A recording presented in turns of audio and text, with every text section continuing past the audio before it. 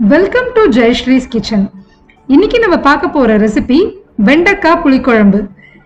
இந்த ரெசிபி ஒரு ஃப்ரெண்டு கிட்ட இருந்து கத்துனேன். இது எப்படி பண்ணலாங்கிறத இப்போ நம்ம பார்க்கலாம்.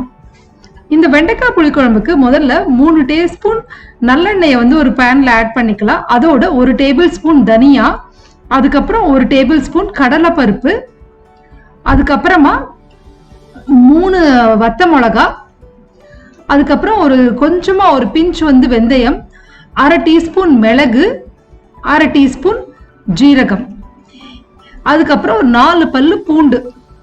நான் கொஞ்சம் பெரிய பல்லா இருக்கிறதால 4 பல்லு பூண்டு போட்டுட்டேன். இது எல்லாத்தையும் நல்லா ஒரு கோல்டன் ப்ரௌன் கலர் வர வரையிலும், இந்த கடலைப்பருப்பு வந்து நல்லா கோல்டன் ப்ரௌன் ஆக வரலும் மீடியம் ஃப்ளேம்ல வச்சு நம்ம வந்து நல்லா வந்து இதை வறுத்து எடுத்துக்கலாம். இது வந்து பூண்டு வந்து கலர் மாறணும்னு இல்லை, இந்த பருப்பு கலர் மாறிடுச்சுனாலே போதும். இதை வந்து ஒரு மிக்சி ஜார்ல மாத்திட்டு நல்லா ஆற வச்சுட்டு, அதுக்கப்புறமா இதுல வந்து சும்மா ஒரு 4-5 கருவேப்பிலை சேர்த்துக்கலாம். கொஞ்சமா, ரொம்ப போட வேண்டாம், அப்புறம் அது கருவேப்பிலை டாமினேட்டிங் ஆயிடும். இதை வந்து ஒரு ஃபைன் பேஸ்டா அரைச்சு எடுத்து வச்சுக்கிறோம்.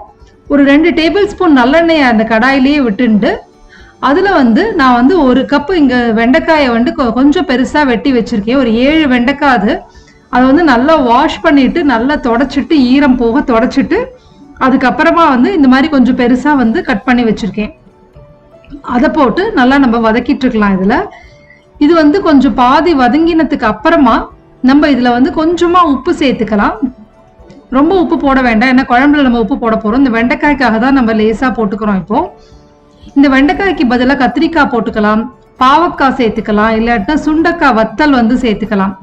இப்போ இது ஒரு மாதிரி கலர் மாறாம இது நல்லா வந்து இந்த ஸ்லைமி டெக்ஸ்சர் போன உடனே நம்ம வந்து வழவழப்பு போனதுக்கு அப்புறம் இதை தனியா வச்சுக்கலாம். ஒரு கடாயில 2 டேபிள் ஸ்பூன் நல்லெண்ணெய் விட்டுண்டு திருப்பி நல்லெண்ணெய் விட்டுக்க போறோம். கடுகு, உளுத்தம்பருப்பு தாளிச்சுட்டு கருவேப்பிலையும் சேர்த்து அதுல போட்டுட்டு நல்ல ஒரு கைப்பிடி பூண்டு பல்லு நம்ம வந்து நல்லா போட்டுட்டு, அதோட 1/2 கப் பொடியா நறுக்கின சின்ன வெங்காயம், அதுக்கப்புறமா கொஞ்சம் முழு சின்ன வெங்காயமும் சேர்த்துக்கலாம். சின்ன வெங்காயம் தான் அந்த புளிக்குழம்புக்கு நல்ல வாசனை இருக்கும், நல்ல டேஸ்ட் கொடுக்கும். அப்படியே உங்களுக்கு சின்ன வெங்காயம் கிடைக்கல அப்படின்னா நீங்க வந்து பெரிய வெங்காயமே தாராளமா யூஸ் பண்ணலாம். நல்லா பொடியா நறுக்கின நல்லா 2 பெரிய வெங்காயம் வந்து நீங்க போட்டுக்கலாம். இது நல்லா வதக்கிக்கலாம். வதக்கிட்டு அதோட 1 தக்காளி நல்லா பொடியா நறுக்கினதை வந்து நம்ம சேர்த்துக்கலாம். இதுல இந்த தக்காளி நல்லா வந்து சுருங்கி வதங்கி வர்ற வரையிலும் நம்ம வந்து நல்லா இதை போட்டு நம்ம வதக்கி வச்சுக்கலாம். தக்காளி வந்து நம்மளுக்கு நல்லா சுருண்டு வதங்கிட்டு இருக்கு. இப்போ இந்த ஸ்டேஜ்ல வந்து நம்ம புளி வந்து நான் கரைச்சி எடுத்து வச்சிருக்கேன். நல்லா ஒரு நெல்லிக்காய் சைஸ் புளியை வந்து 1 கப்பு தண்ணி விட்டு புளி கரைச்சல் எடுத்து வச்சிருக்கேன். அந்த புளி கரைச்சலை இதோட நம்ம சேர்த்துக்கலாம். இதோட நம்ம இந்த ஃபர்ஸ்ட் வறுத்து அரைச்சோம் இல்லையா, அந்த பேஸ்ட்டையும் வந்து இதோட நம்ம சேர்த்துக்கலாம்.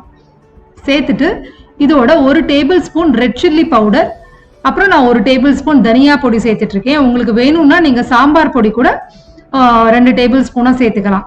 காரம் உங்களுக்கு தக்கன மாதிரி நீங்க கொஞ்சம் முன்ன பின்ன சேர்த்துக்கோங்க. அதோட 1/2 டீஸ்பூன் மஞ்சள் தூள், உப்பு தேவையான அளவுக்கு சேர்த்துட்டு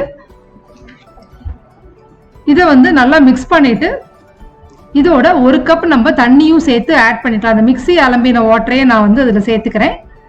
சேர்த்துட்டு நல்லா இது மிக்ஸ் பண்ணிக்கோங்க எல்லாத்தையும். இப்போ இந்த கன்சிஸ்டன்சி வந்து கொஞ்சம் தின்னாதான் இருக்கிற மாதிரி இருக்கும். இந்த குழம்பு நல்லா கொதிக்கும் போது இந்த கிரேவி வந்து நல்லா திக்கா ஆயிடும். ஸோ இப்போ வந்து இந்த அடுப்பை இதை மூடி வச்சுட்டு மீடியம் ஃப்ளேம்ல வச்சுட்டு 10 நிமிஷம் நம்ம நல்லா கொதிக்க விட போறோம். நடுவில் நீங்க வந்து எடுத்து லேசா கிளறி விட்டுக்கலாம், அடியில வந்து இது பண்ணிக்காம இருக்கிறதுக்கு.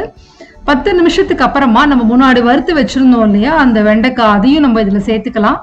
சேர்த்துட்டு மிக்ஸ் பண்ணிட்டு இது எல்லாத்தையும் வந்து ஒரு 2 மினிட்ஸ் குக் பண்ணலாம். நம்ம முதலையே வெண்டைக்காயை சேர்த்து நம்ம போட்டு வெங்காயத்துக்கு முன்னாடியே போட்டு வதக்கி இருந்தோம்னா இது கொதிக்க ரொம்ப குழஞ்சு தெரியாம போயிட்டு இருக்கும் வெண்டைக்காய்.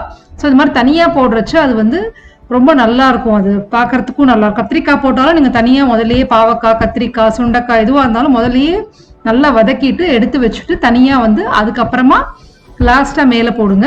இப்போ அடுப்பை ஆஃப் பண்ணிட்டு நல்லா 1 டேபிள் ஸ்பூன் நல்லெண்ணெயை வந்து இது மேலே விட்டுடலாம். அவ்வளவுதான், நம்மளுக்கு இந்த வெண்டைக்காய் புளிக்குழம்பு ரெடி ஆயிடுச்சு. சூடான சாதத்தோட இது ரொம்ப நல்லா இருக்கும். இதுக்கு வந்து வெறும் அப்பளம் கூட வச்சு சாப்பிடலாம் நீங்க. அப்படி இல்லாட்டினா கூட்டு இல்லைன்னா ஏதாவது பச்சை காய் பொரியலோட நீங்க வந்து இதை சாப்பிடலாம். இந்த புளிக்குழம்பு வந்து இன்னும் வந்து 1 நாள் 2 நாள் ஆனதுக்கு அப்புறம் ரொம்ப நல்லா இருக்கும் நம்மளுக்கு டேஸ்ட்டு. ஸோ இந்த புளிக்குழம்பு செஞ்சு பார்த்துட்டு எப்படி வந்ததுங்கிறத என்னோட ஷேர் பண்ணிக்கோங்க. இந்த ரெசிபியோட டீட்டெயில்டு டெக்ஸ்ட் வந்து டிஸ்கிரிப்ஷன் பாக்ஸில் கொடுத்துருக்கேன். ஜெயஸ்ரீஸ் கிச்சன் வெப்சைட்டோட லிங்க்கும் கொடுத்துருக்கேன், மறக்காமல் பாருங்கள். தேங்க்யூ ஸோ மச் ஃபார் வாட்சிங்.